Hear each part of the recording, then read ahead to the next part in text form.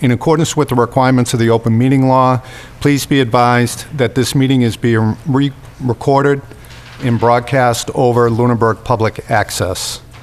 And replays are available on YouTube and will air on Channel 8 Monday, Wednesday, and Friday at 8 a.m., Friday at 6 p.m., and Saturday and Sunday at 7 p.m.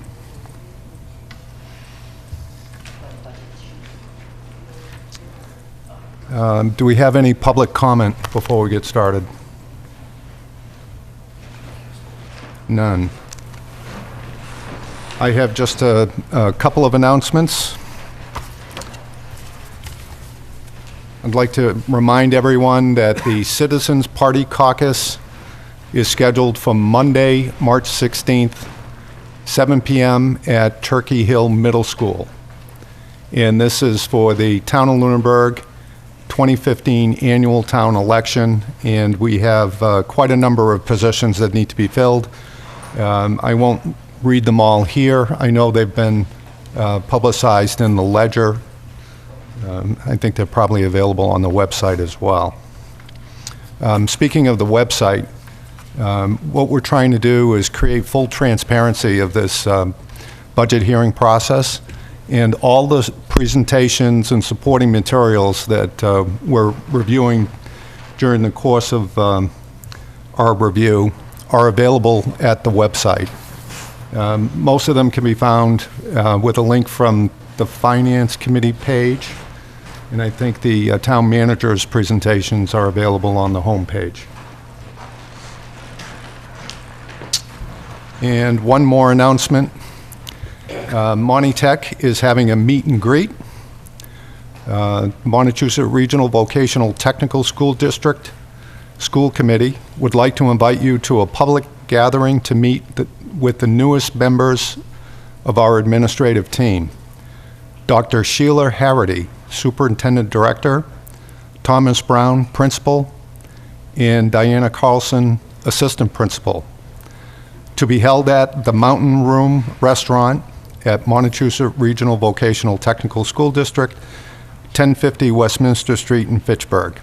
And that's March 4th, 2015, an open house from 5 o'clock p.m. to 7 o'clock p.m. Any other communications or announcements from the committee? Okay. We continue our departmental budget presentations this evening, and first up is the library. And we have the Library Director, Martha Moore. Welcome. Thank you. It's great to see you. I'm happy to be back. So, what is the Lunenburg Public Library? It's a lot of different things to different people. It's a library, your traditional library with thousands, actually 51,000 items in the collection, ready to borrow. It's an information hub where residents can get and share information, and we're definitely seeing an increase in that. People are using us to get the word out on their own organizations. So we'll do more of that as we continue. A knowledge center, which of course libraries have always been, where in particular where Lunenburg residents have access to over 350 Massachusetts libraries where they can borrow, lend, and in a lot of cases we have people just stunned by the fact that they requested on Friday and it's there on Monday, or they requested on Wednesday and it's there on Thursday. So it's a really good working system, and it really extends our reach. I'm sorry, Martha, can you? Sorry. It really extends our reach, so everybody has access to all these various materials. Whether we have it or not, people can still get hold of it. A digital bridge to databases, ebooks, DVDs. We have a system called Overview that we tie into through the state, and it gives us access to, I think it's over 500,000 digital items that can be borrowed with your Lunenburg Library card. And they are now working on being able to stream videos as well. So a lot going on in that space. It's a community center, and this is, last bullet is what we are intending to work on, because as more and more people move to digital resources, we still want the library to be up front and center in terms of their interest and being able to provide them with information. So we've done things like this year we allowed a health agency to come in, and they came in once a month and provided direct assistance to people who were completely confused with the healthcare insurance situation. And it worked so well the first couple times she came in. She came every month for, I think, about 6 months. And probably when I get back into the run of things, we'll seek her out and see if she can continue that, because it did really help people, I think. Just a bit of the background, so people know. The Lunenburg Library has 9 staff members in total. I'm the only 40-hour person, and everybody else is different variations of part-time, including 2 pages who work 8 hours a week. The library is open 44 hours a week, and we have 76% of Lunenburg residents or population having library cards, which is a really high number. The national average is about 50%. So out of 10,000 for our population, there's over 7,600 residents that have library cards. When I do the budget, what are the things that I look at? I look at what the library needs to operate effectively, also the town budget constraints and considerations, working with Carrie and the Finance Committee. The state requirements is a big benchmark that I have to meet, because if we don't meet their benchmark according to their formulas, we don't get the state aid, and the state aid runs usually about $12,000. So it's definitely worth it. And the certification, if we were to lose that, people in Lunenburg could not borrow from any other library. So it would really minimize and shut off access to information for our residents. The state requirements, this is really, I don't want to go through this whole thing because it's just for the FinCom, so you have some definitions around what all these terms are. There's MARS, or Municipal Appropriation Request, and this is what the state requires for the town to appropriate for the upcoming year. There's something called TAMI, Total Appropriation, Municipal Income, the total budget appropriated, approved by the town in the past year. So one is a projected figure, and one is looking over the year that we've just finished. Material expenditure requirements. I have to spend a certain amount of money every year on library materials. And the URL that I've given you right there will help you in understanding more if you choose to. It's basically required by state law. So it's a few budget highlights. The total Lunenburg Library 2016 budget request is $379,735. This represents a $26,530 total budget increase over FY15.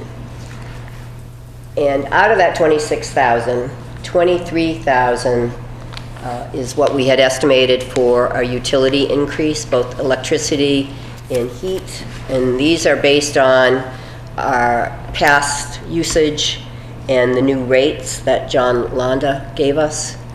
And the interim director and John worked very closely on coming up with those numbers.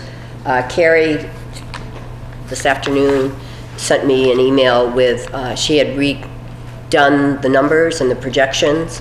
So I think the library trustees and Carrie and maybe the FinCom would want to look at those numbers and try to figure out which ones we're going to use moving forward. I know the trustees would have to probably re-vote if we change the budget. So, but her numbers are down by, I think, 6,000, Carrie, from that. I think it's about 6,000, 7,000. Your numbers were different, I think. I'm sorry, I don't mean to put you on the spot. But her numbers were lower than the 26,000. The state target that we have to meet for the year for FY16 is $363,325. The library material budget mark that I have to meet is $58,132,000. And I've shown you in very tiny letters, and sorry it's so small, but the general increase year over year for what the state has required is not a huge amount. It's, this year over last year, it's roughly about $2,500. And I've given you also, this of course you can't see, but in your package I gave you a separate sheet with the budget that shows you all the individual line items and what the figures are. The library budget, probably not terribly unique in the town, but there's very little that we have any kind of decision-making power about. The salaries numbers we get from the town, the utility numbers are generally based on the run rate. This year there's a big jump because the utility rate increase is pretty significant. And so there's salaries, utilities, general budget items that we have some choice about, like how much we spend on office supplies and small items like that. And then the state requires how much we spend on the materials. So, and for the most part, until this year, we have pretty much stayed on target with what Carrie wanted, which was on target with what the state wanted.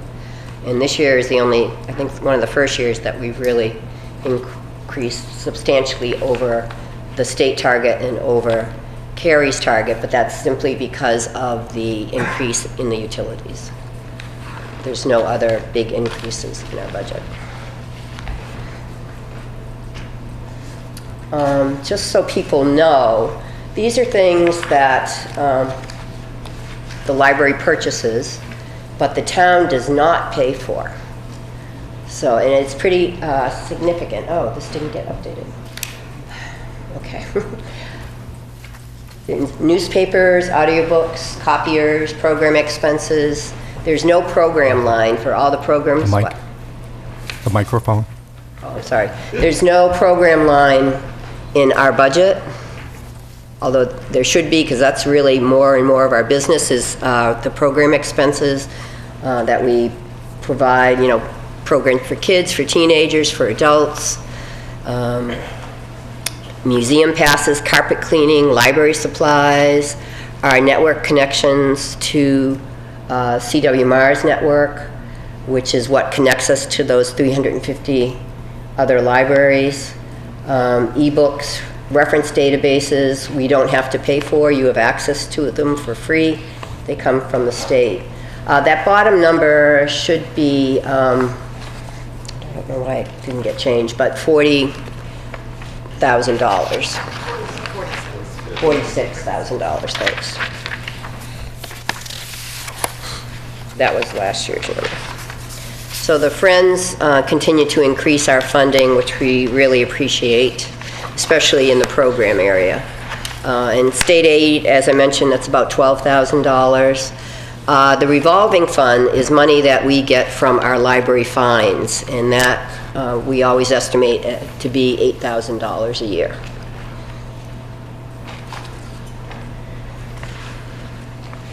Our overall goals, although there's many, but the big ones for us are to continue to serve Lunenburg residents in a way that really meets their needs, and again, to create that community center. a place where people can come, get together, have meetings, go to a program together, do all kinds of different things, just to strengthen Lunenburg as a town and as a community. To increase our digital resources, our e-books, digital books, and to increase the use of the library as a community center. And I'm working with the trustees on a lot of different ideas around that. What can we provide to the community that isn't available elsewhere in town? And that's it for the presentation anyway. Any questions? I have two. Not sure if this is a fair question or even relevant to next year's budget, but I know we had a burst pipe and some damage that occurred as a result. Have we any sense for what the impact is going to be from a budget standpoint, either this year or next? At this point, we do not. So there's... We do not. We're still working day to day, trying to clean up and get things repaired one by one. Not one by one, but system by system, so that we can at least open. And I know the insurance adjuster was in today.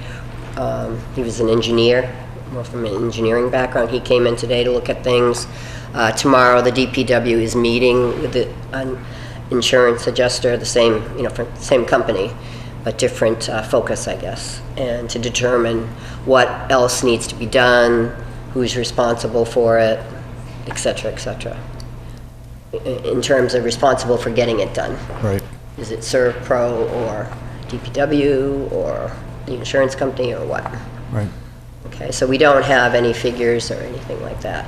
The one figure that I do have is something that the librarians were able to generate themselves, and that is, we were extremely, extremely lucky that there was not more damage to the collection.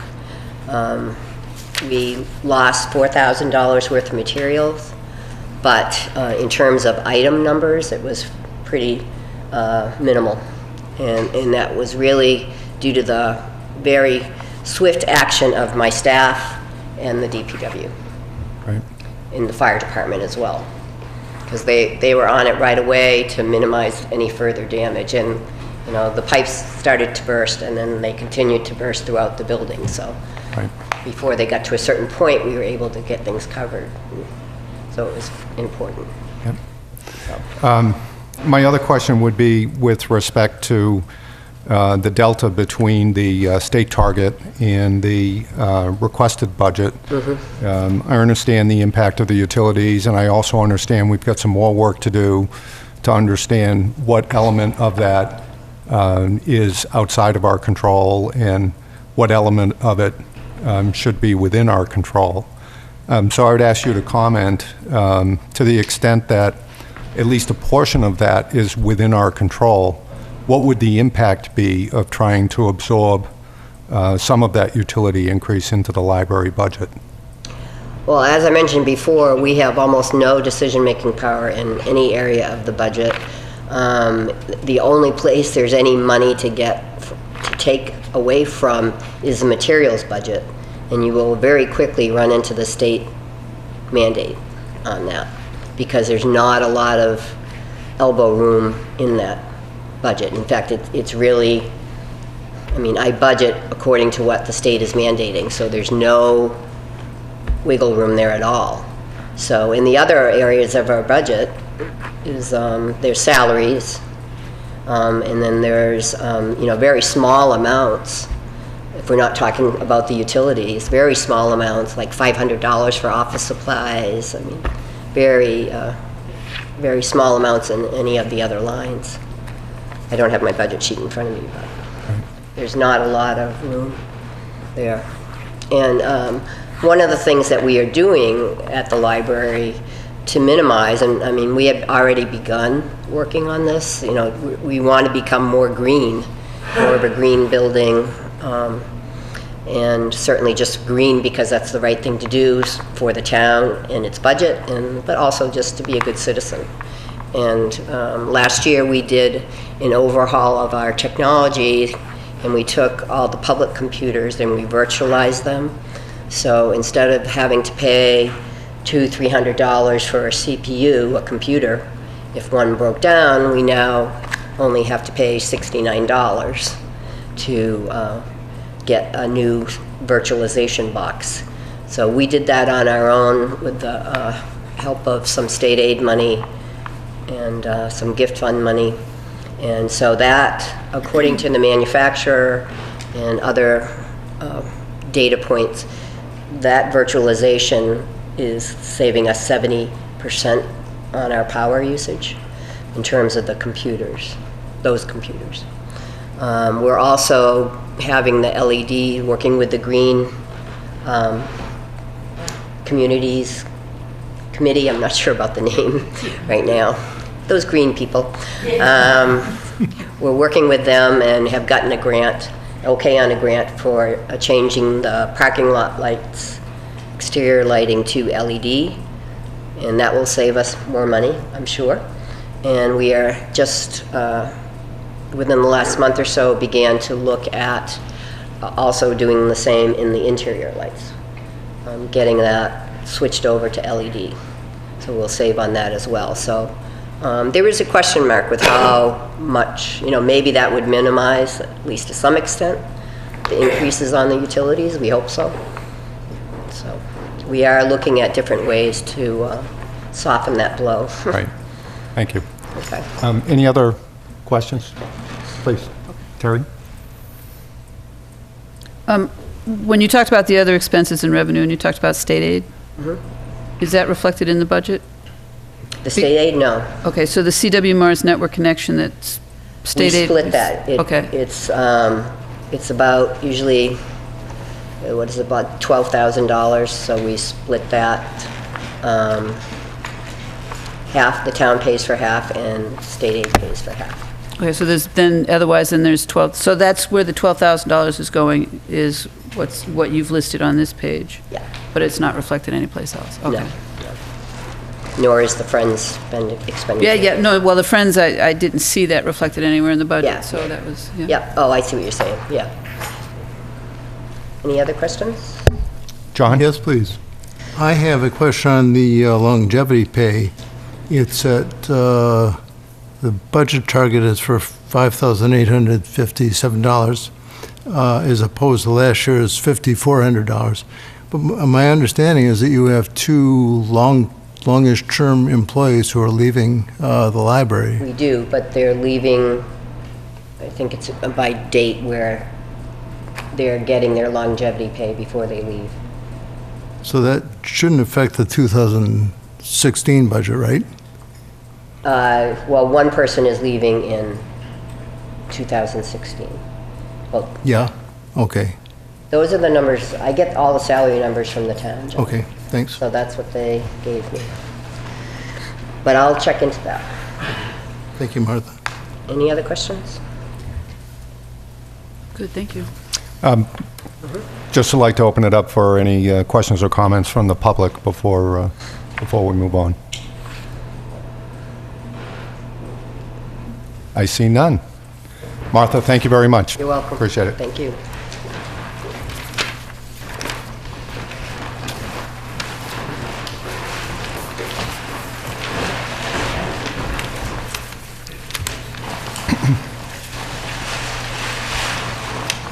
Next up is the Council on Aging. We have the COA Director with us this evening, Ms. Doreen Noble.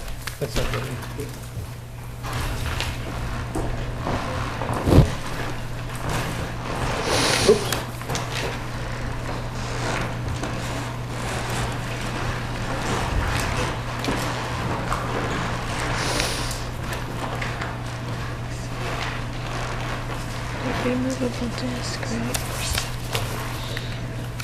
Yep, I am.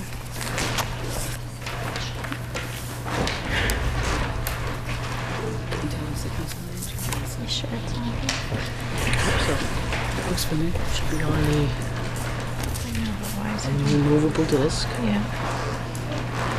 I don't know why this is coming up. I double checked it.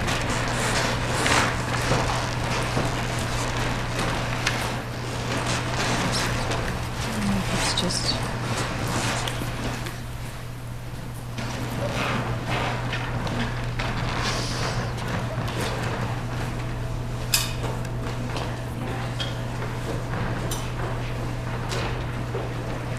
What's that say?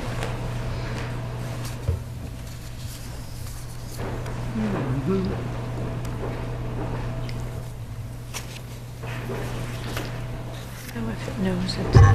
While we're waiting for the presentation to get teed up, I watched the Board of Selectmen the other night, and at the end of the meeting, Mr. Alonso observed that everyone was wearing black. TV. I was tempted to wear orange, but I wasn't sure if there was I gave it to. some sort of a political message there. I don't know. But I'm glad to see we're not all in black.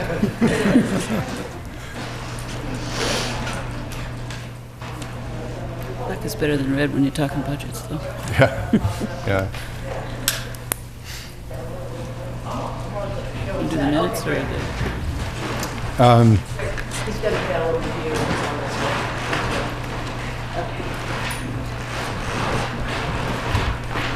We ready? I Just can about? go. We can take up another item if Yeah, if you need a minute. that would be good, just to Okay. double check this. Thank you. John, I think we have some minutes, is that right? 2 copies of minutes that I got a correction from you, Mark, and I got a suggestion on a correction rewording from Terry, and I've implemented a version of each of those corrections. And if it's acceptable, we can accept the minutes. If not, I'll redo them. Okay, so we have minutes from February 24th. 24th and 26th. Just mark. I'll just take them one at a time.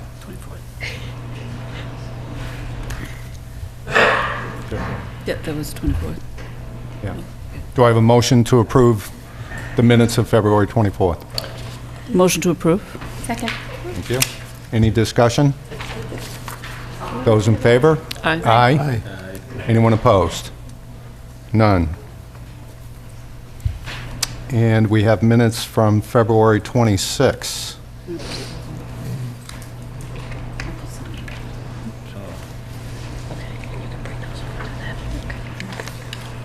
Do I have a motion to approve the minutes from February 26th? Motion to move the minutes of February 26th. Thank you. In a second? Second. Any discussion? Those in favor? Aye. Aye. Aye. Anyone opposed? None. Thank you. I am And now Doreen Noble is Thank ready. you. Thank you, Mr. Chairman. I want to present the 2016 budget for the Council on Aging. Those of you that know me know that I don't particularly care for numbers, and I thought that this picture of my nephew being upside down kind of expresses my sentiments about how I feel about budgets. But I'm sure by the end of the budgetary season, you guys are all going to feel the same way. The mission statement of the Council on Aging is to advocate for the improved quality of life for all seniors through supported services, programs, and education. We have a new and exciting board. I wanted to list for you and for the television audience to let people know we have a number of baby boomers on our board now. Peter Lincoln serves as our chairperson, Deborah Seeley, our vice chair, Judith Tarbell, Kevin McNally, Cheryl Moyson, Diane Nowd, Debbie Lincoln, Betty DiGiacomo, Sarah Grant, Jacqueline Dwyer, Brian Gennard, and of course, Jean Hobbs still serves as an honorary member of our board. The goals of the Council on Aging are to advocate for the elder population, to increase community visibility, to prepare for the changing needs of elders, to continue to collaborate with town departments or groups that are beneficial to our elders, to continue to interact with the Lunenburg Public Schools to promote intergenerational opportunities, creating opportunities for older adults to explore new experiences and to foster their skills and their abilities. And lastly, to develop a budget which adequately reflects the needs for programs and services available. That, the seventh goal is a very daunting task, and I'm going to tell you why. In 2010, right after the census was completed, we had 1,210 people over the age of 60.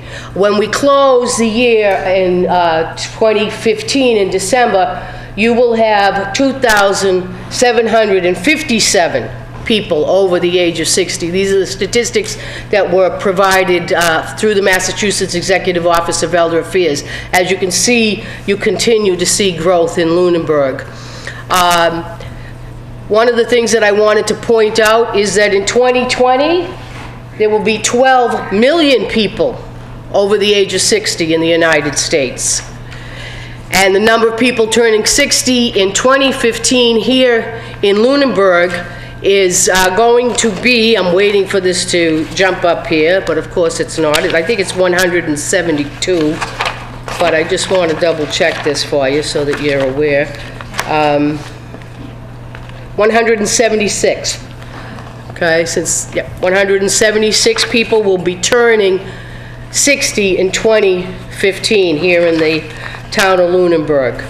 So what does that mean?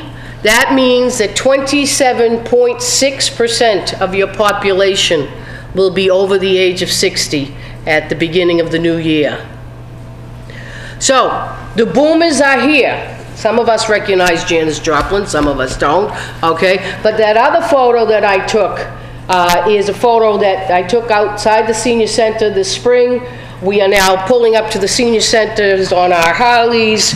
We are now pulling up on our Hondas. This is how we come to the senior center now, okay? And I love Half Price, and I love all his Model T cars and his Model A, and I'm sure he's going to correct me on all my models. But this is what's going on now outside the Eagle House. They are pulling up in motorcycles. I feel like I just wanted to say this is my 15th year of presenting budgets to finance committees on a municipal level. And 15 years ago, I felt like Paul Revere. I kept saying, the boomers are coming, the boomers are coming, the boomers are coming.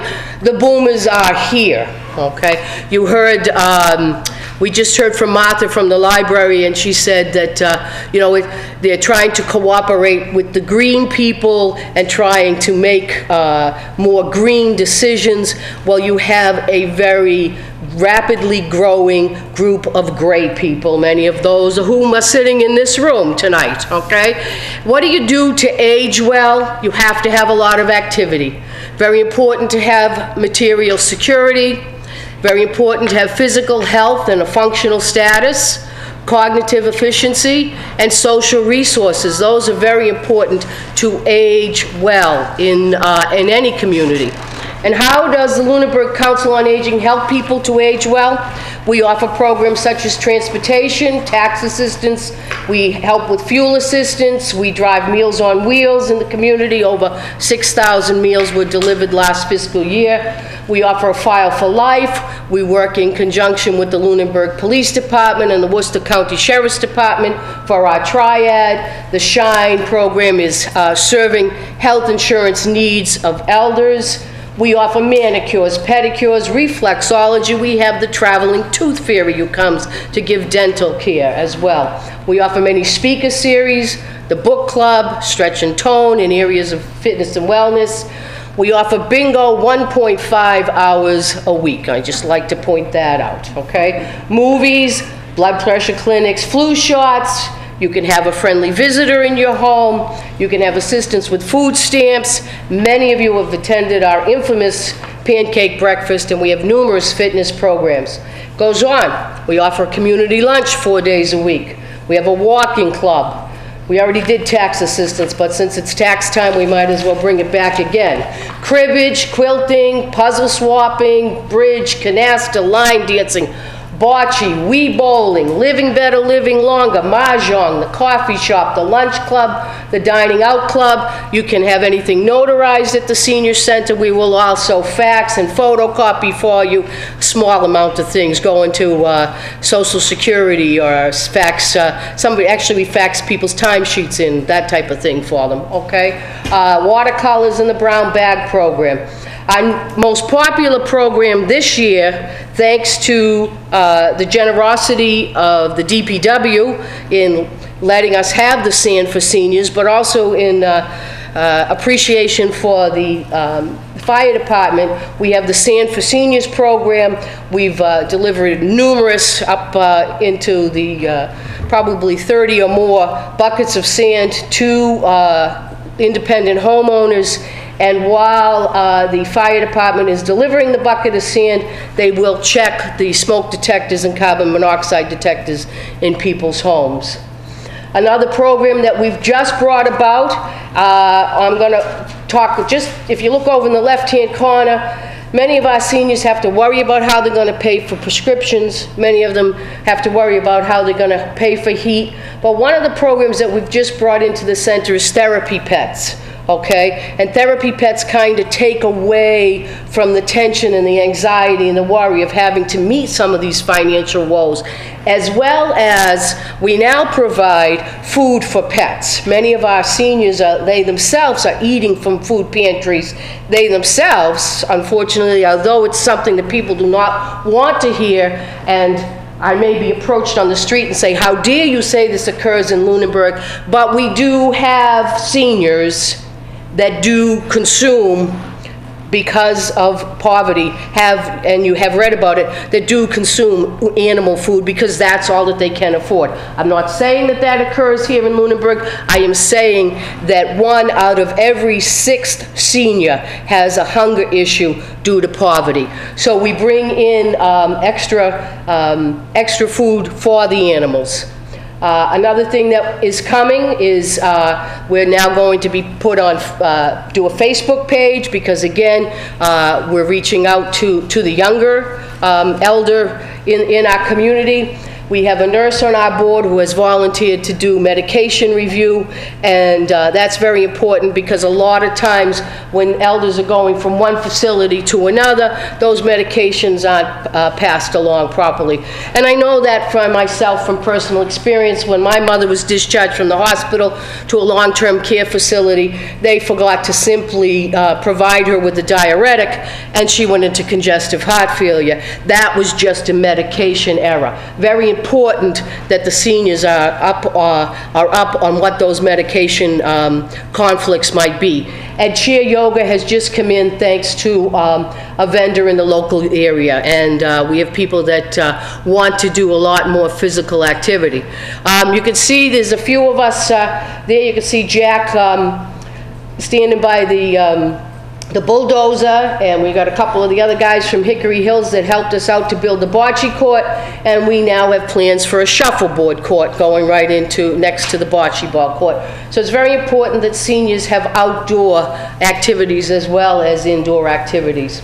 So my budget, and I put it for you on nice purple paper. Since it's Lent, we now have, you can look at the paper, and the director's salary at the FY 2016 target budget is $54,810. In November, which is my anniversary date, I get a slight step increase.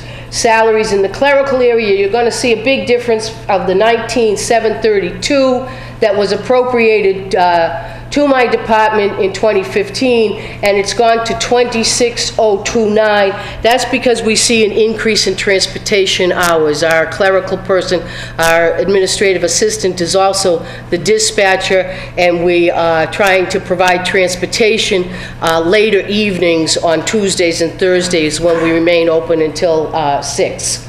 The meal site manager, there's just a little variation in the numbers between what town manager recommended and what I put down. That has to do with the judgment of how many hours we need for a meal site manager.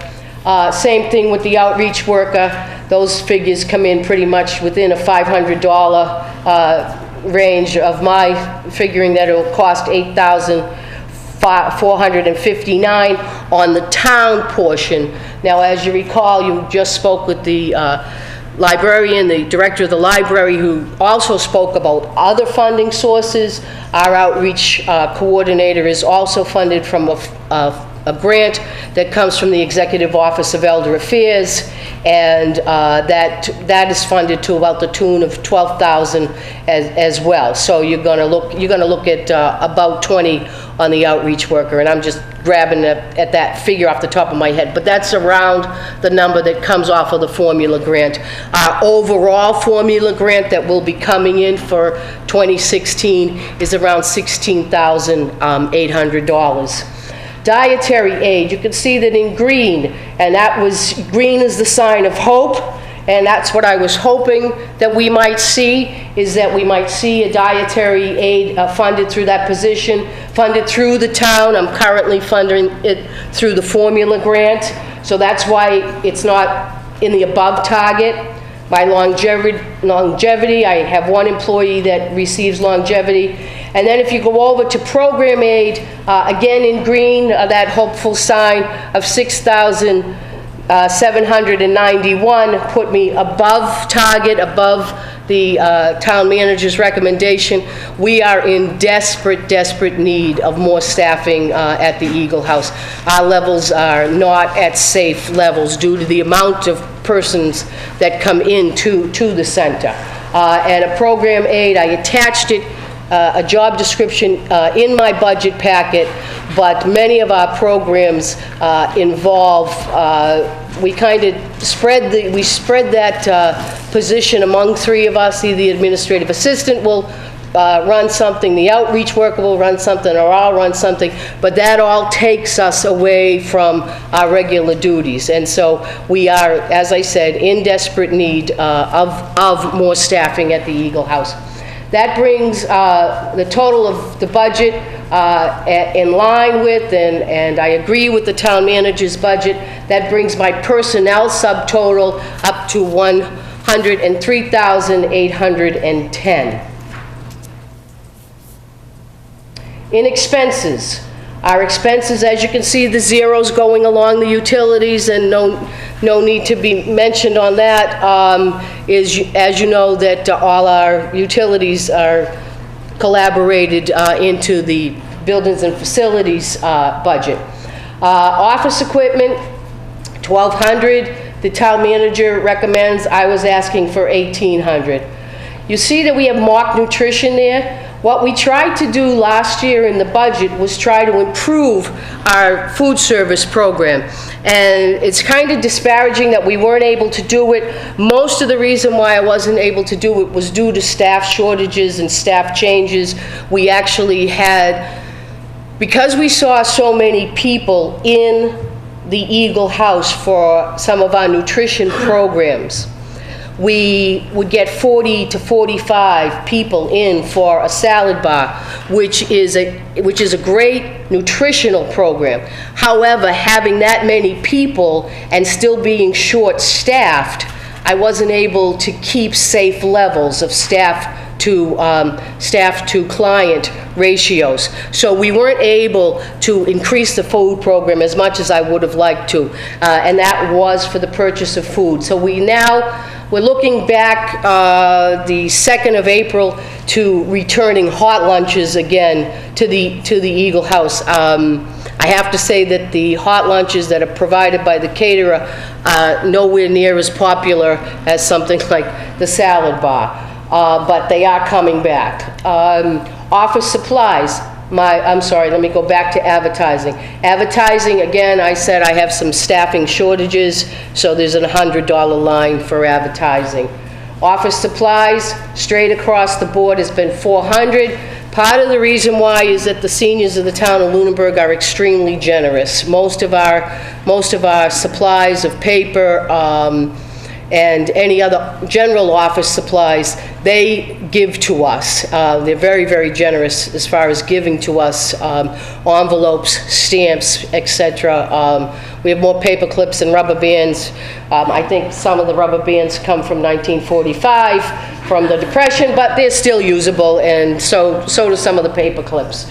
Okay? Training, again, it's very important for my staff to remain trained in the areas of food service, CPR, the defibrillator. I mean, the fire department gives that to us, but other training that needs to occur for staffing. Meetings in schools is $500 across the board.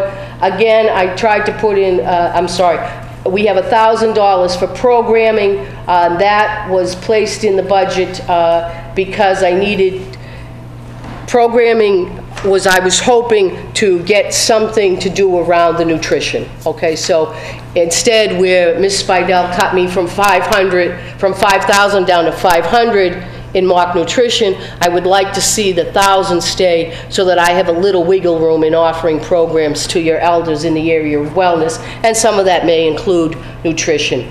Meals on Wheels mileage is $4,000. It's been across the board. The people who deliver on Meals on Wheels, we have approximately 27 to 33 Meals on Wheels delivered on a daily basis. They receive a stipend of $15 for driving on that particular day. It's not a salary.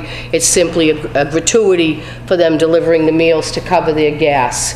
So the subtotal on the total expenses is $7,400. I call that the widow's mite. That's pretty much where we're at with that. Overall budget is $111,210 for the Council on Aging. The town manager's appropriation for the COA reflects a 4.12% increase over the FY 2015 appropriation. She has that in her budget presentation to you. What are some of my concerns? My concerns are to have adequate, safe staffing levels for the number of clients that use the center. My concern is to improve transportation service, and my concern is to continue to try and improve the food service program. The COA, and believe it or not, I changed it around. So you have the COA is less than, and that should be 0.5. I was interrupted when I was doing that, and believe it or not, I forgot that little point when I was called out of my office this afternoon. So the COA is 0.5 of the overall municipal budget. But I want to point out again, and it's just a reminder, that Happy New Year on January 1st, 2016, 27.6% of your population is going to be over the age of 60. And just so you know, the snow will stop. I have faith in the snow stopping, and I have faith in the Sox winning the World Series this year. It's my sign of spring.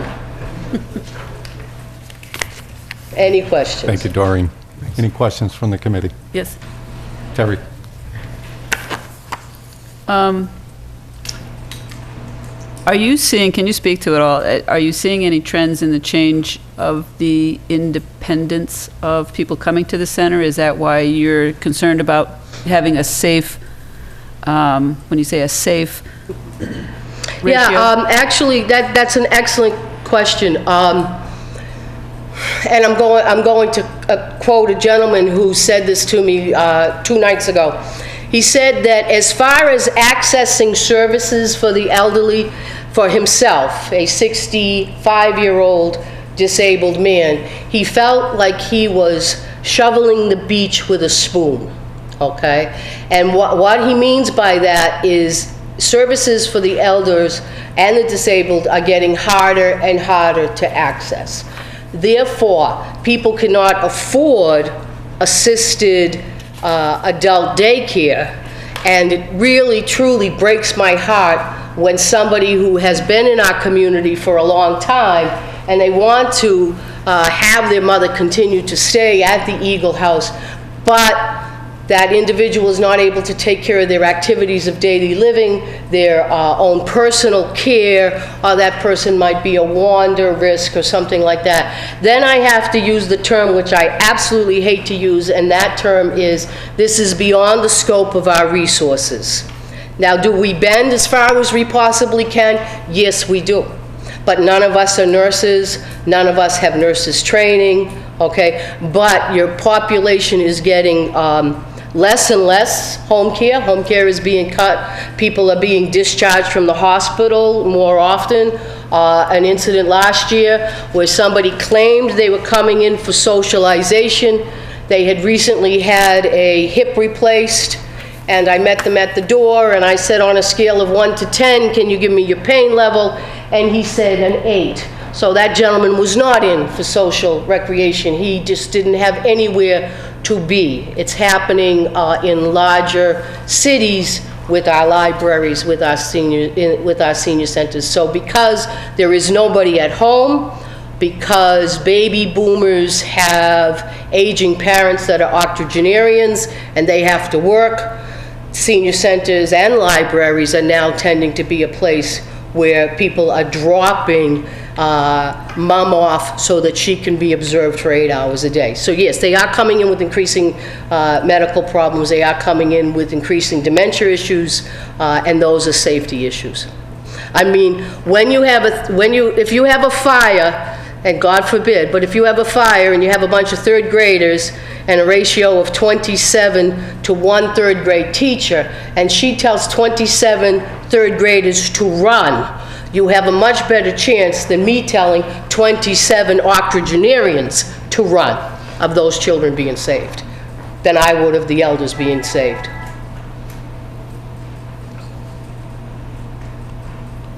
And then on the mock nutrition line, it was for supplies for? We had hoped to improve and make our nutrition program more independent, less from the vendor than what we were doing, because the food from the vendor, since I'm in public, the word I will use is substandard.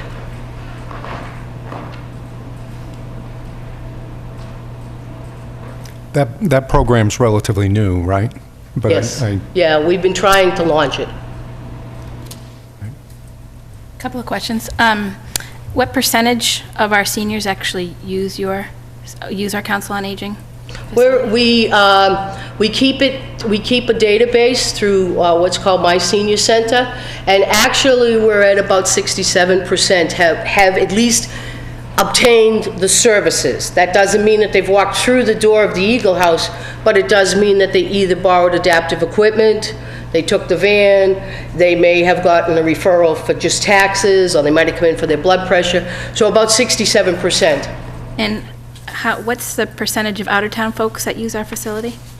The percentage of out of town is, 30 or more. 30 more people, Yeah. not percent. Oh, yeah, 30 or more percent. No, actually, 30 or more percent. The problem is that I shouldn't say the problem. The reason why 30% of the people over 30% of the people are coming in from other towns is because ours is the most active and vibrant in the area, and we provide far more programming. So one thing that I talked to the Council on Aging about is at some point down the road doing a fee-for-service for out-of-town people, and there's been some debate on that. That, I think, would improve revenue. Do you have any revenue now coming in? I know that last year when I would come to your meetings, there was some discussion over the exercise classes coming in and using the facility. Do you bring in any revenue from that? And if so, where is it? Revenue for rentals is extremely small. Very, very small revenue for rentals. And as you know, we do have a 501c3, the supporters of the Eagle House, Inc. And those people I present a small budget to every year, and they provide us with things like entertainment, or if I needed a new fax machine and it wasn't in the technology budget, or anything like that. Our big volunteer picnic that we thank all the volunteers, that's a pretty good chunk of change. That's taken on by the supporters of the Eagle House, Inc. All set? Anyone else? Anyone from the public?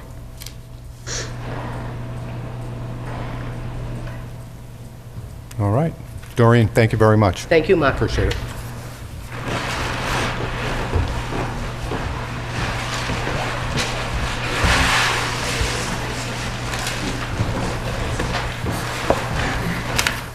We have one more budget presentation for this evening. We have Lunenburg Public Schools.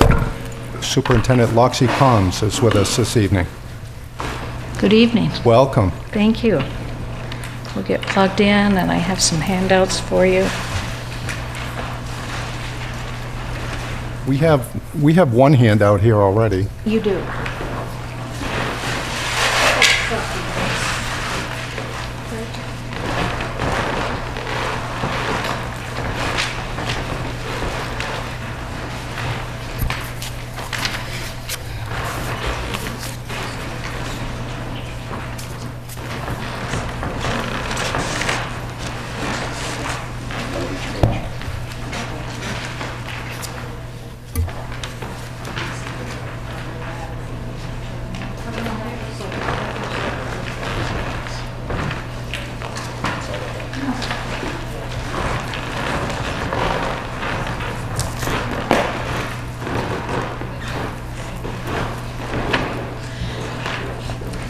Dr. Berthium's helping me pass some additional information out. One is just a hard copy of the presentation.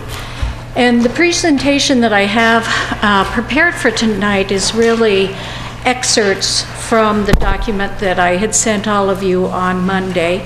I'll reference the pages there.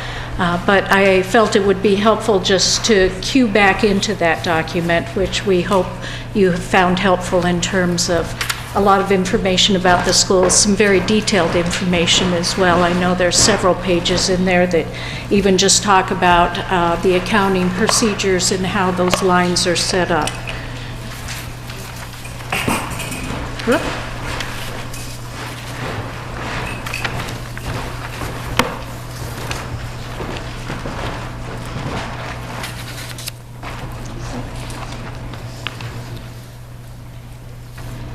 In listening to Ms. Noble before me, I'm struck by the challenge that our community has in terms of continuing to be a community that serves all of its residents and does everything it can to meet the needs of those residents. I was also struck with the baby boomers and where that group, or my group, is at this point in time moving forward.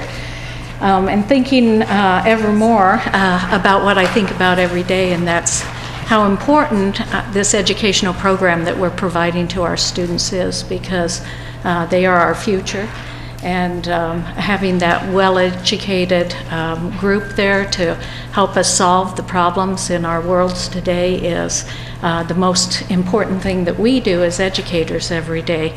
Our mission in the Lunenburg Public Schools is to prepare students for the lifelong learning, because it's an ever-changing world. The nature of changes to services for seniors, I was thinking how much in my career education has changed and how different our classrooms are from the time when I started my professional career, and how exciting it is to see how much we've grown and the kinds of changes that have happened in education through the support of our communities and folks like you, in terms of always challenging us to do our very best for our children every day.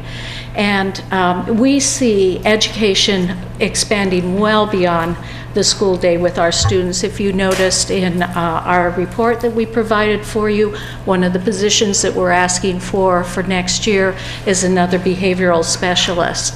And that particular position, as well as a lot of our paraprofessionals, also which we've requested some more staffing for next year, serve students after school to extend that learning time in order for us to deliver that product those outcomes that are so important, and to see children and students be able to really maximize their growth. And students who at times were being left behind, and that achievement gap was there, and with the work of our fine educators, seeing that gap close, and so many students being able to really achieve that great potential that they have, is just a great tribute to the communities and to the educators of this district as well. And certainly we, every single day, are so very proud of the students that you send us, those sons and daughters and granddaughters and grandsons, and they bring us great joy. So this, hopefully it's not referred to as a tome, but this document we put together for you is online. It's under the fiscal year 2016 superintendent's budget. You can go to the main page and there's a link off of it. So you have that there. I noticed when we printed the documents, and also that first PDF that I sent to you that I had to split into parts, that one of the charts, it reformatted itself, and so you couldn't really tell the pie chart because they had a lot of same colors being used. So you received a copy of page 75. I just gave that to you so you can just insert it in, because it actually, that particular copy will show a pie chart as it should be shown and readable. So I wanted to make sure that you had that as well. But the public is welcome to access. We have all the budget documents from the time we started our budget development this year posted up there. And as I said, that particular report is under the fiscal year 2016 superintendent's report. Students certainly are the basis for the work that we do and how we develop a budget and set a policy statement in terms of that budget. And it all begins with the individual students and then those combinations into classrooms and district-wide enrollment. So on page 12 of your larger document, I've provided that summary of enrollment for us. You can see that right now we have 543 students that are attending the school, the primary school, 484 at Turkey Hill Middle School, and then at the high school, 549 students, for a total of students attending here in our buildings of 1,576 students.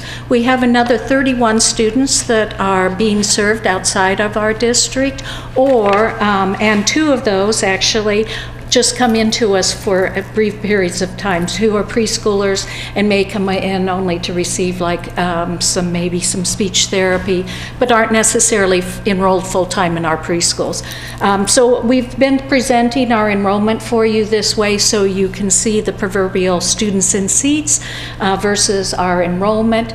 And all of those students we're fiscally responsible for, with the exception of 5 students there in the total, because there's a new group home facility in our community, and several of those students, 5 of those students, actually received their education outside our community.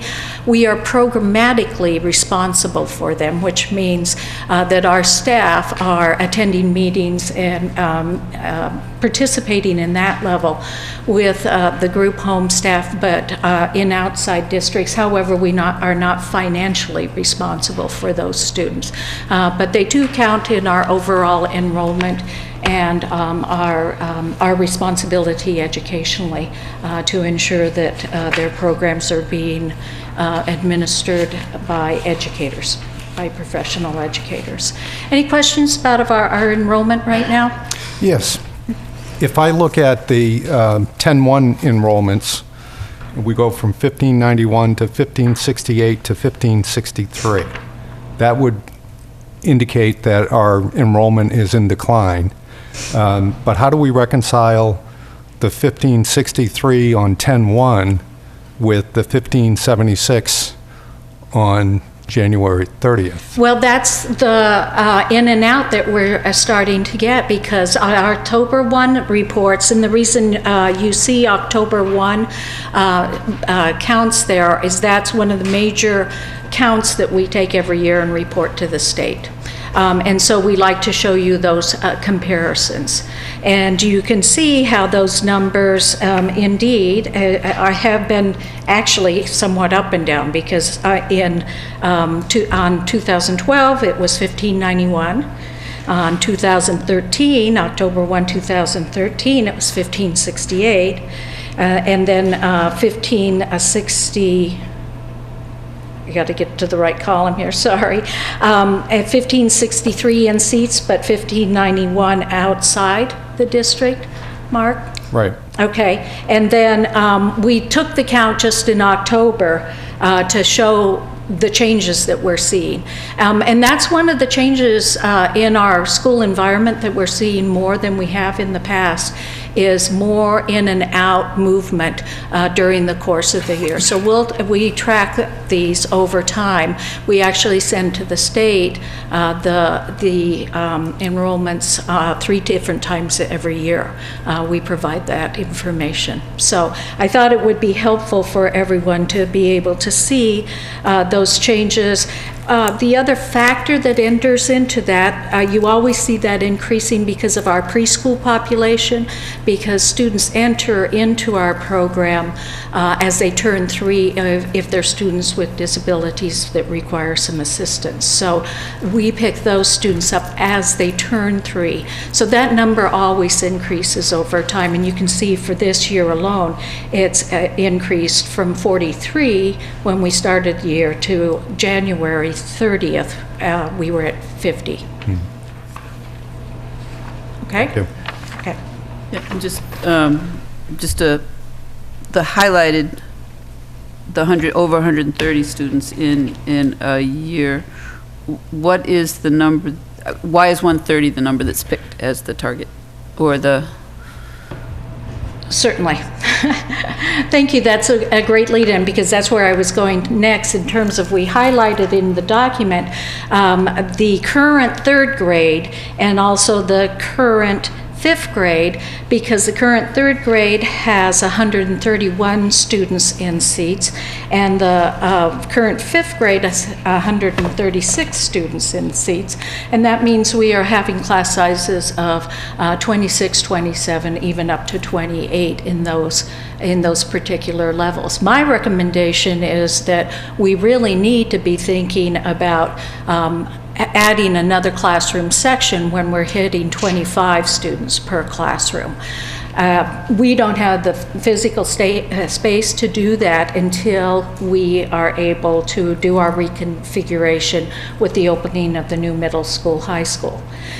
So we this year set the threshold at 130 and say we have to look at those classes that are 130 and above, and put as a priority adding an additional section to lower those class sizes. And so that's why we highlighted those on that particular enrollment, because that's a budget driver for us in terms of saying our recommendation is to hire an additional teacher for 4th grade and an additional teacher at the 6th grade level, because that's where those classes will be next year, and then have 6 sections and lower those class sizes down. Okay?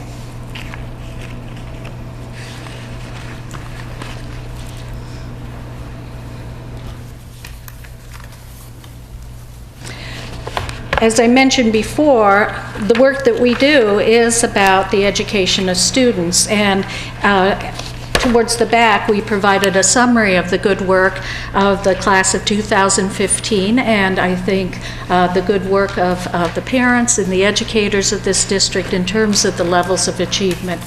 You can see here, I know it's a slide that has a lot of information in it, but you can quickly see that the majority of our students are proficient or higher when they're taking their assessments. This particular graphic provides an opportunity to see how those bands have increased over time for students as they've gone through their various assessment periods. So this is one class, a snapshot from their performance when they started. In 2006 was the earliest assessment dates for them, and then going on up through when they took their assessments in 2013, which would have been the year that this graduating class did their last state assessments. And then I've also provided for you the performance assessments on the SAT of our students, which you can see is above the state average there, and once again, an area for the community to certainly be very proud of the students and their performance overall academically.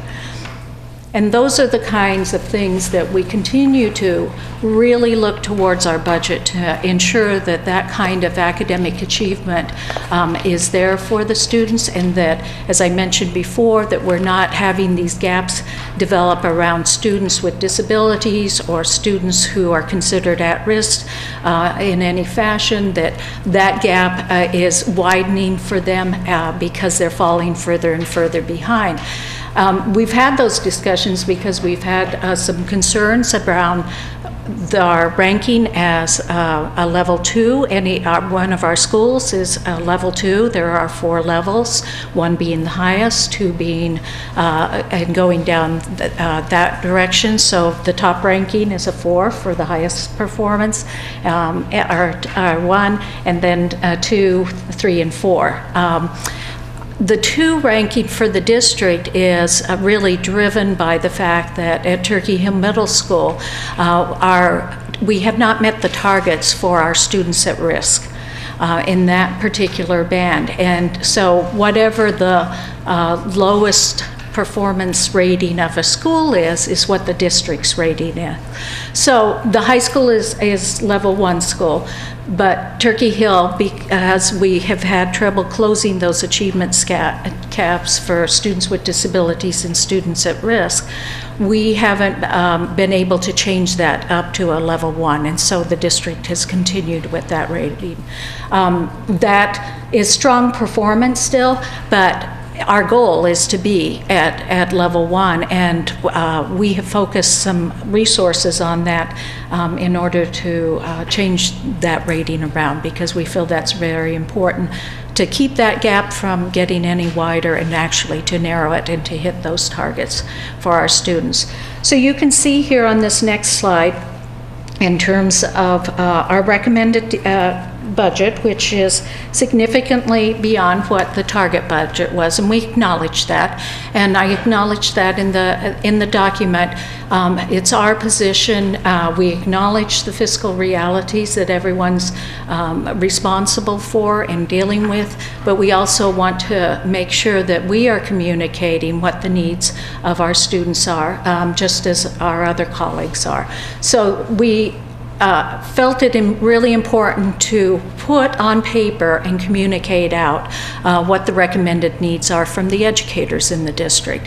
And those needs are translated into this budget document in terms of an increase of over $1 million in staffing, and over 500 of that is for a new additional staff for us.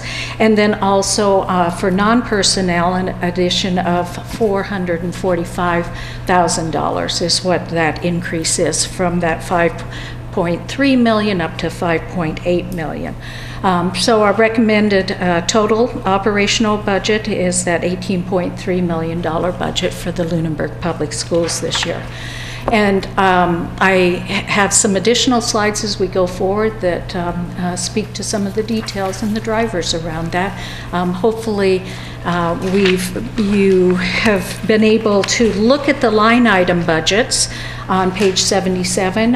You have a comprehensive history there, about 5 years history of actuals that have been spent, what our current budget is for each one of those lines, as well as what that particular line is. And you'll notice that when you go through that, you're going to see some lines have gone up and some lines have gone down, but overall the increase is as I related there.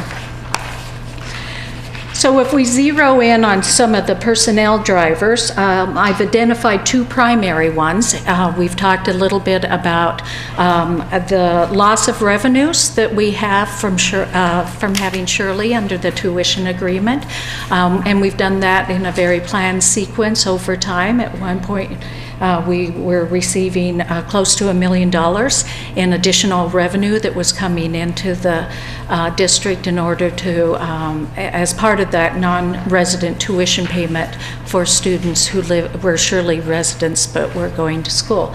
In Lunenburg, when Aaron Shirley regionalized, and even before that, we started a planned reduction around how that looked. Those funds were all utilized to support programs at Lunenburg High School, because that's where those students were. But obviously, we have propped that educational program up to a pretty significant degree with the use of those funds. And so we made some very strategic and planned reductions around that. One of the things that compromised us in that, I believe, is we saw an increase in special education out of district placements the same way, because we really had done some good projections around how to mitigate that over time. But what we hadn't factored in was a very significant increase in terms of expanding needs of students and not having the capacity in the district to meet those. We've taken action this year in order to start mitigating that particular challenge. When we had the opportunity, when we had 2 students that were ready to return to the district and another student that left our residency area, that we were then able to recapture those funds and put in place a program to serve the needs of students here in our district rather than needing to look for out-of-district placements for them. It's called the Transitions Program, and it serves students who have been in hospitalizations or other kinds of situations where they're coming from not a traditional full-time high school setting back into a high school setting, and it's a mechanism for assisting them in getting back into a full-time student role. And that particular program has, since that we formed it in the fall, has served 12 students.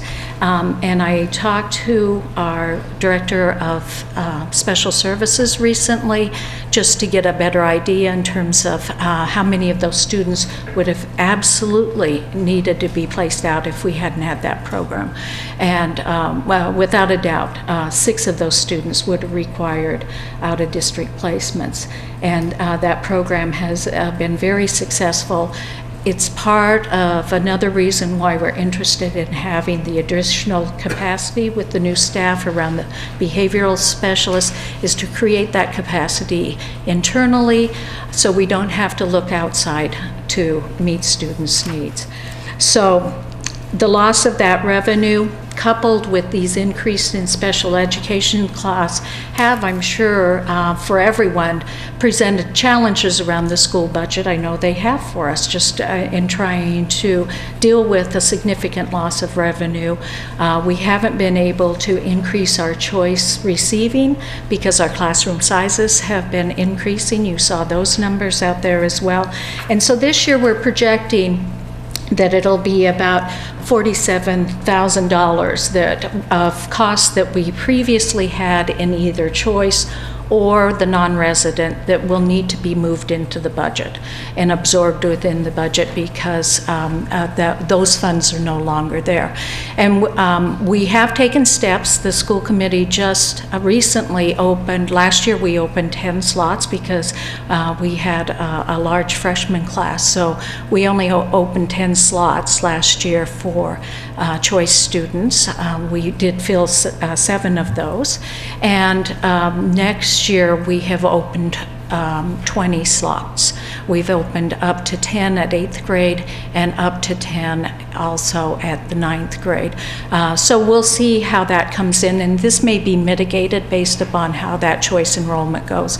I can guarantee we'll have 4 less choice students next year simply because 4 choice students who are coming to us are going to be graduating next year. So that's one of the drivers in this budget. But it's not really a personnel driver, it's a revenue driver, right?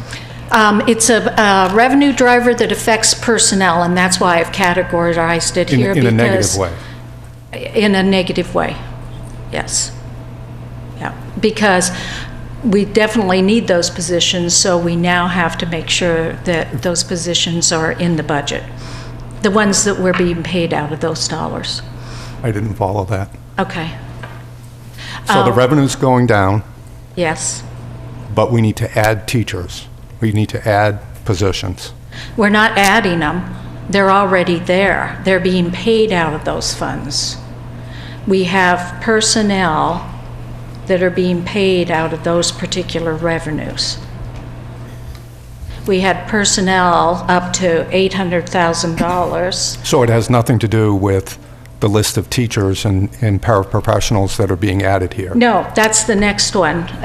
That's the list of recommended being added, yes. Those are the specific recommendations around additions, and we provided the details for those on pages 13 through 15 of your budget document. And specifically, there's 3 classroom teachers, an English language arts teacher at the high school. That was a retirement last year that we did not replace, and so we split a position where we have a teacher working as both a social studies teacher as well as an English language arts teacher. Virtually eliminated the kinds of electives that we're offering in English at this point in time at the high school as a result of that. And then the two, the 4th grade and the 6th grade position because of the enrollment there. The BCBA is that behavioral specialist that I talked about. That's an additional position that we have one. We're recommending a second one because of our capacity then to do additional programming within the district. To avoid those out-of-district placements. We are looking at, it was recommended that a half-time out-of-district coordinator position be there. Ms. Behosh, our Special Services Director, is doing that, as well as Title I and district coordination of that program. And the recommendation there for that particular position is that there's a feeling if there was a part-time person committed to that, we would be in a better position of really working on with families and students who are placed out of districts in terms of tailoring plans to return them to the district. So it's about bringing students out of district placement and giving them the opportunity to be successful here in their home school. And 15 paraprofessional positions were recommended by the principals across the board. The majority of those, in fact, all of those, are directly related to serving students with disabilities. There's been a recommendation for some additional staffing at the per grade level at the middle school to provide each team with an additional paraprofessional. And then also there's been a recommendation for some additional one-on-one positions for students that are already in the district that right now we're doing some substituting in order to make sure that we've addressed the required needs on the individualized education plan. Without those services, once again, we begin to look at our capacity to provide for the appropriate services within the district, and that's always been our goal in terms of our inclusive nature and making sure that we can provide quality education for all our students here. And then Mr. Londa has also recommended again the replacement of a very needed maintenance position that was eliminated several years ago to provide for the ongoing care and upkeep around the district. So those are the 20.5 new positions that were recommended by the administrative team and included in this budget. You do have an additional handout that I provided. When I made the superintendent's recommendation, I had targeted some of these positions, but not all of them. And so we put together that handout that, because I believe that's been a little bit confusing for the public as well as for members of the committees, including the Financial Committee. So we wanted to try with that particular document to show what the administrators had recommended, what I had initially suggested as the recommendations, and then what the school committee felt that, and I agreed, that we need to make sure that we're communicating what the recommendations of the educators are. And so those are included there. And we tried to break them out by position and by cost, including insurance costs.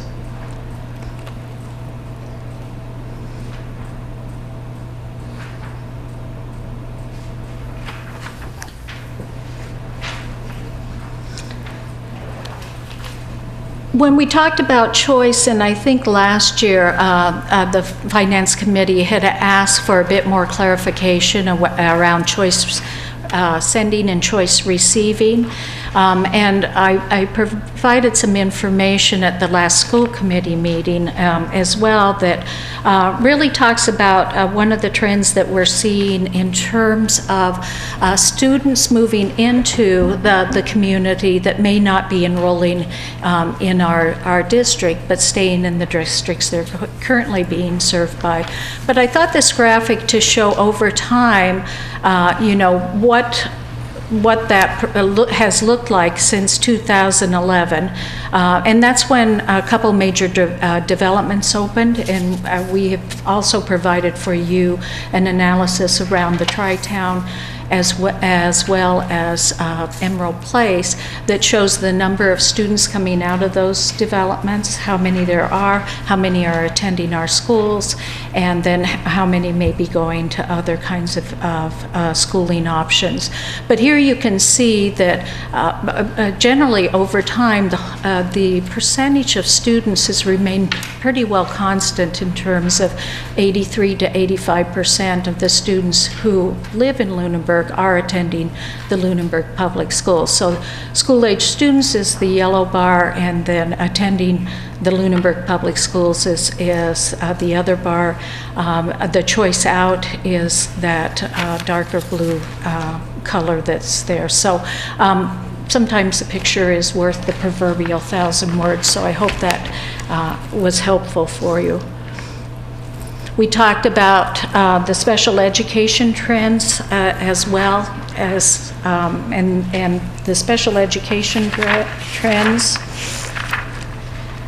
are in your packet, just where we're seeing slightly higher than statewide averages of students receiving IEPs, being identified and receiving services via IEPs, 18.2 versus the 17.1 in the district. That's something we continue to monitor and look at in terms of why that's slightly higher than the state average.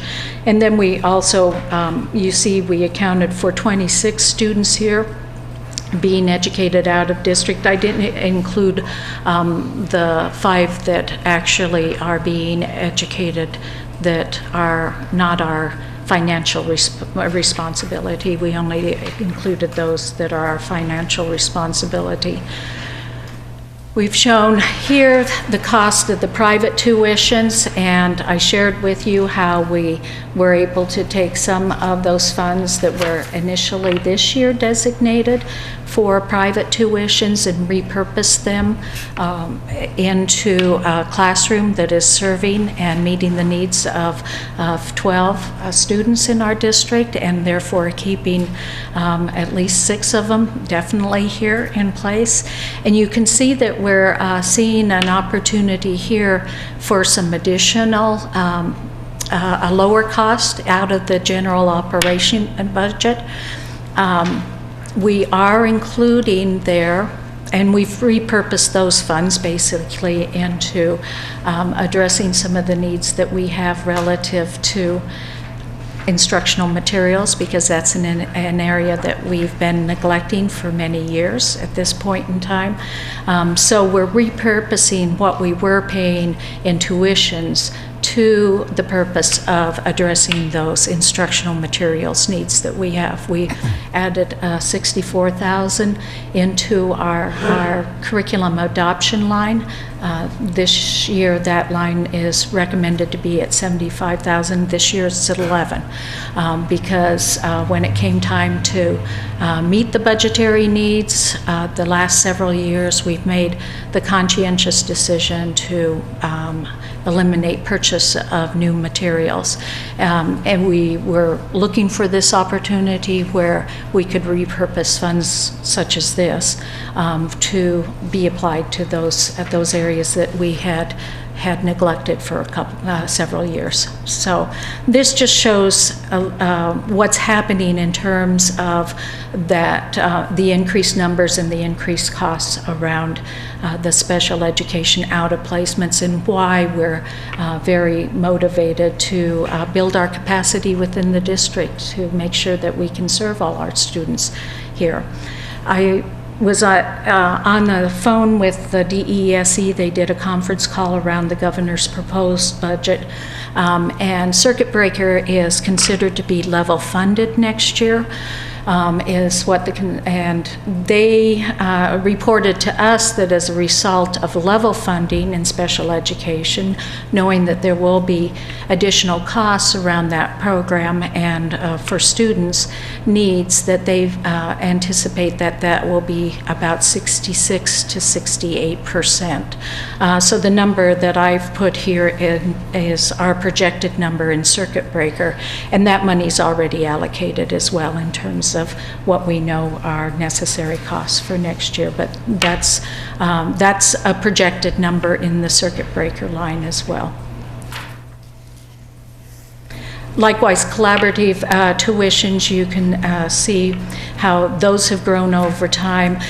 Another special education placement, just the distinction between whether they're private organization, agency placements, or if they're part of school districts forming a collaborative to offer services.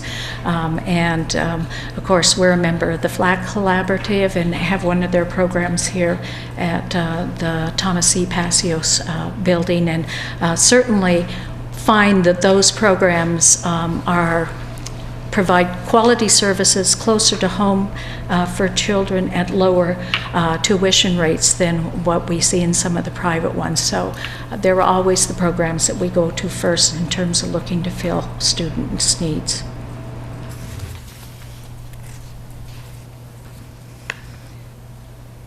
This was, it's a difficult to see on this presentation, but it is your in your documentation in the big document.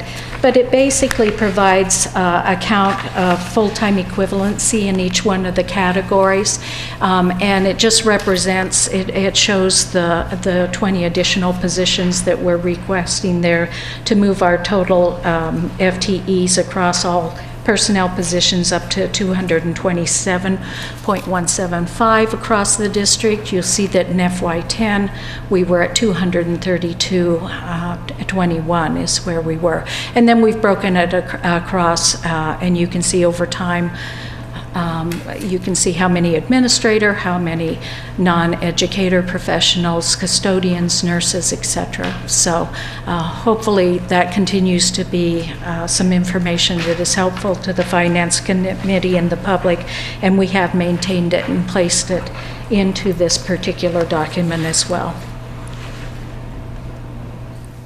Excuse me, could you speak to what a non-educator professional is?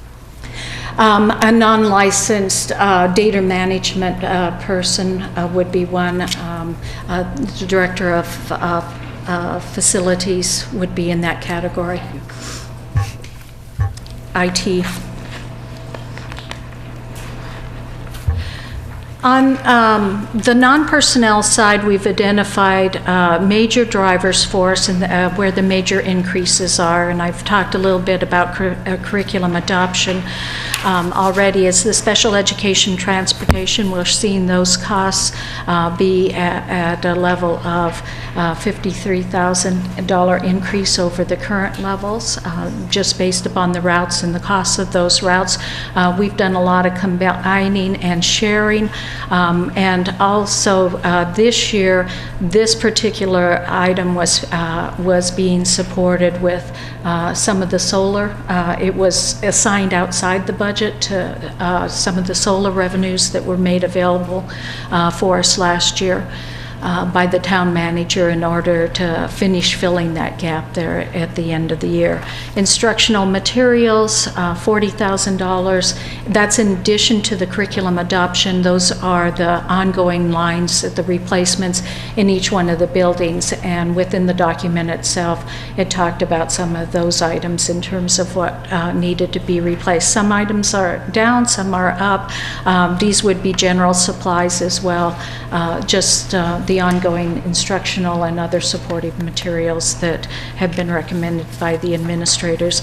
And then health insurance, the number that I have indicated here is the increase, includes all the new personnel, and it also now reflects the new number based upon the 10.9 renewal. When we built the budget that you have in that document, we did a 6% assumed increase. So that's why this number doesn't reflect that same number, but I felt it important in this particular slide to show what that known cost is now. Once again, known based upon some assumptions we made around new personnel. And finally, I just wanted to show you the graphic around those costs around special education, transportation, as we've addressed student needs and made sure that students are safely transported. And this is in district as well as out of district. You knew. I saw it coming. Yes, I did. So that's our quick overview of what we perceive as the major drivers and some of the things that have influenced our budget and its development. Most prominently, our students and the numbers and where they are in terms of classes. Once again, just want to review that we have asked for some additional teachers in this budget, some additional support personnel, and quite a few paraprofessionals to support the educational program to assist us in hitting those targets around closing the achievement gaps. So I thank you for your time and certainly would answer any questions you might have. Okay, I'll start. Okay. The total revenue increase for the town is projected to be $1,149,553, 3.19%. If we look at the requests we have in front of us here, it's 50% more than the increase in revenue. How do we reconcile this? What's the path forward?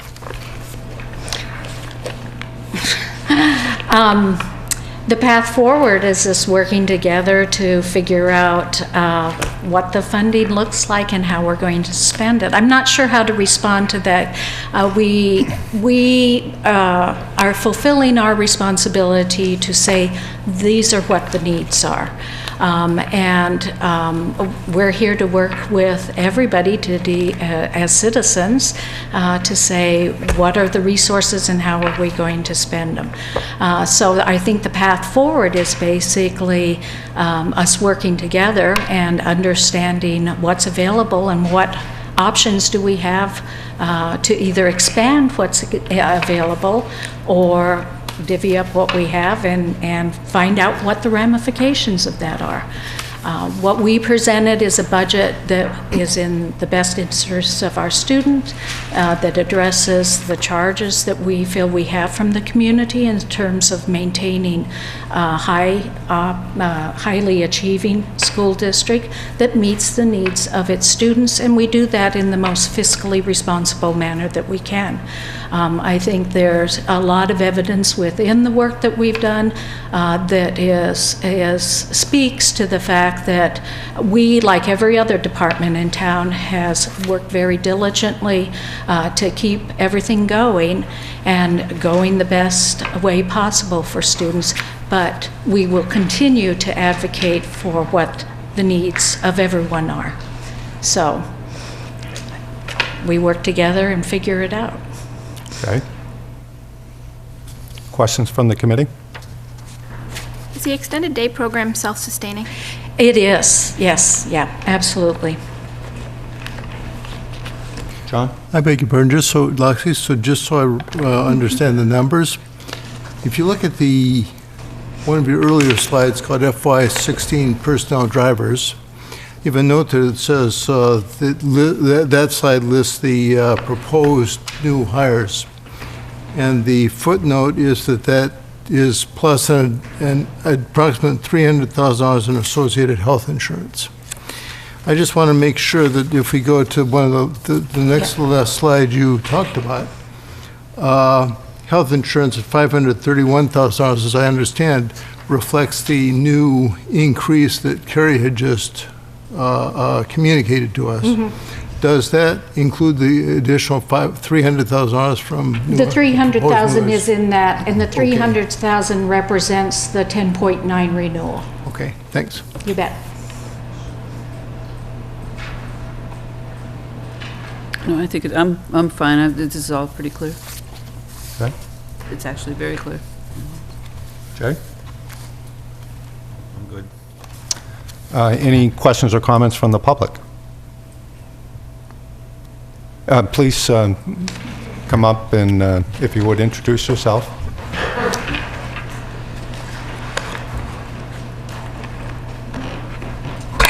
Phyllis Luck, 50 Sunset Lane. When I look at the FY16 personnel drivers, I see 3 classroom teachers and 15 paraprofessionals. Can you tell me what the cost of 1 classroom teacher plus all the related expenses, so that would be in... Yeah, I think you have that spreadsheet. That's, it's on that. Yep, right here. You have at Turkey Hill Middle School. No, the new teachers. Yeah. What's 1 teacher That's going to be? what it is. Okay, what is it for 1 teacher? Well, I believe it's at the... $47,996. And that doesn't include insurance? That does not.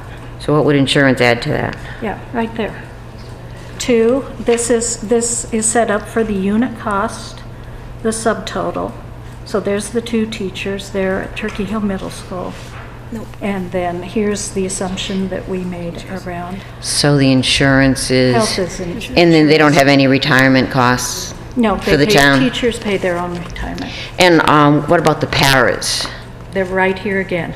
4 at Turkey Hill Middle School, the assumed cost for that's to add additional hours to extend some days.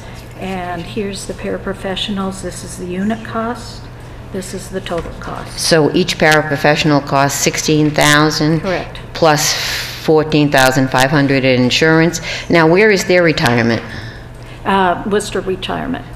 And who pays for that? They pay into it, and I think the town pays some as well. And what does the town pay? Mrs. Spidell, do you know that number? What the town pays for For retirement? paras, for Worcester Retirement?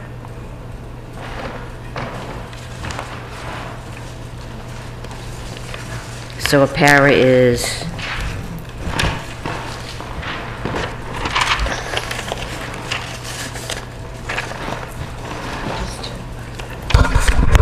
So the retirement question is not a simple answer. The town does not pay anything on an annual basis for an active employee who is a new active employee. contributing to the system. The town is a pay-as-you-go, so we pay when the retirement benefit is due. Any employees hired after 1996, and I think we talked about this before, on an actuarial basis, they fund 100.5% of their retirement. So for newly hired employees, or really anybody hired after 96, in theory, the town is not paying anything to the retirement, but there's certainly no annual cost for an active employee for retirement. Does that make sense? So there's no extra cost? In theory, there's no extra cost. On an actuarial basis, newly hired employees in Group 1, which include paraprofessionals, pay for fund their own retirement. Okay, great. I had one more question. I noticed that there was a line for sped costs, that your unanticipated sped costs. It's included in the line, and that was in the report and in the presentation, that yes, we included in this $100,000 that's for unanticipated costs. Because our history has been that we've seen that kind of increase over time. That's one of the things that has happened in terms of trying to make the budget by the end of the year and make it fit. We have not returned to this committee asking for additional funds. We have found it within the budget, I don't see us being able to continue to do that. And so this budget, as in past budgets, had contained that. We've cut it out of the past budgets the last couple of years just to make the bottom line numbers work. But it's been our practice to include that. And that money has been utilized for any students moving into the district who are already in a placement that we have to pick up the costs, or students that are identified in our district and go out that weren't on that weren't known to us when the budget was set, or if we can, with some additional services in district, meet students' needs so they don't go out. Those funds have been used for that as well. So that's contained within the private tuitions line. So what do you do with it if you don't need it? We haven't run into a time when we haven't needed it. Okay. One question on sort of a clarification on these numbers. Where you're listing at Turkey Hill Middle School 2 teachers at a cost of $47,996, but at the high school you're listing 1 ELA teacher at $64,257. What's the difference? The difference is just looking at where we put the teachers on the teaching schedule and the needs that we have relative to the position. So basically, it just provides for us the option in terms of where we're hiring. The 47, it represents an entry-level teacher. So the 64 provides us some opportunity to look for teachers that might have some experience. How does the number of teachers relate to the number of classes and classroom size? At the high school, or? At any grade level? The number of students, we have 5 teachers at every grade level, and they're distributed across those 5 teachers in sections. Now, the grade levels that we're asking to add a teacher to would then have 6 to distribute the 136 students across. I thought there were 2 that were highlighted that where you wanted to add teachers. Right. Or add At 3rd classes. grade currently, and at the 5th grade, they're both over 130. There's 5 teachers at the 4th grade. There's 5 teachers at the 6th grade, as there are at 3rd as well as 5th right now. And we feel those class sizes are too large, and we need to hire another teacher and then have 6 classrooms to distribute that same number of students over. So those just happen to be the top 2 priorities? Yes. But there are other teachers and other class size reductions if we fund all the teacher positions? The 2 teacher positions would take care of those. And the third is for the high school, to ELA. be able to put a full-time ELA teacher at the high school again and restore some classes. We lost- some course offerings. We didn't fill an ELA teaching position last year due to a retirement. Loxie, if I'm reading these numbers correctly, there are 115 students in the 4th grade going into the 5th grade. 5th grade has 136 students going into the 6th grade. Is there an opportunity here to take one of the 5th grade teachers and reassign them to one of the 6th grade classes? Because the 5th grade, it looks like from these numbers, next year we'll have a lower, You just move the problem, then you increase the class sizes there because they're at the grade levels. So you now have the 115 students across 4 teachers. 28.75 is what that comes out to be. okay, all right, sure.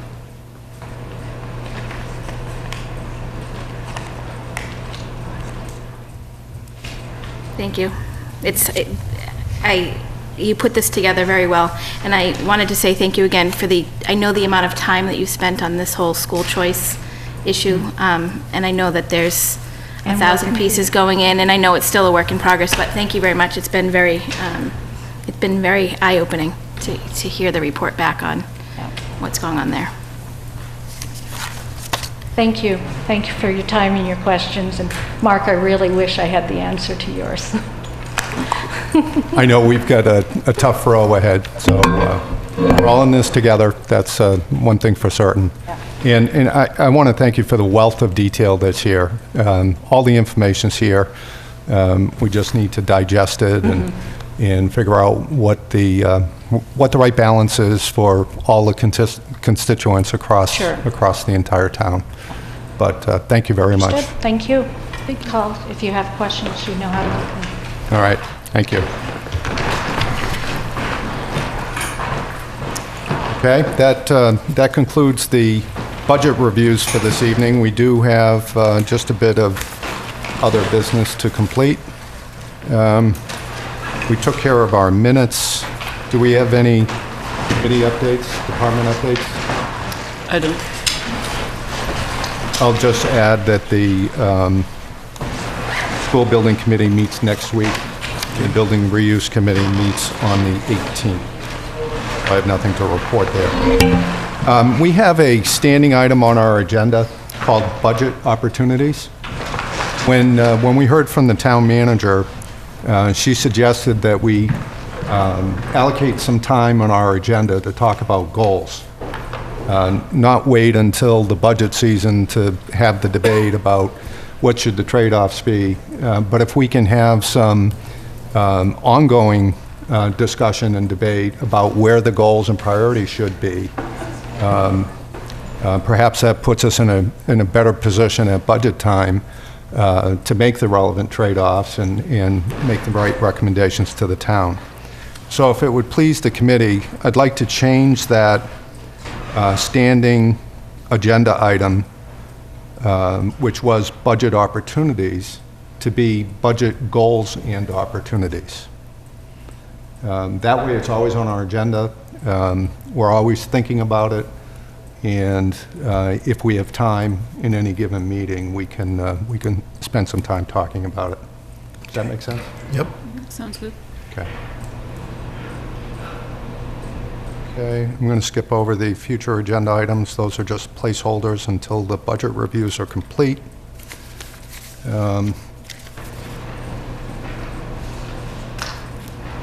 Our next meeting is March 12th, which is a week from tonight. That is a regularly scheduled meeting.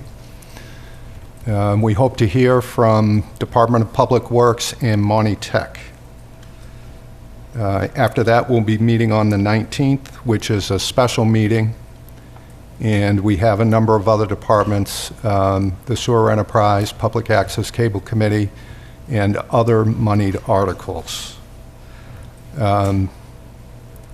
If all goes to schedule and plan, That leaves us with March 26th for the official public hearing of the budget, and that's where we'll have our discussion and final vote on the budget, at least in terms of our recommendation.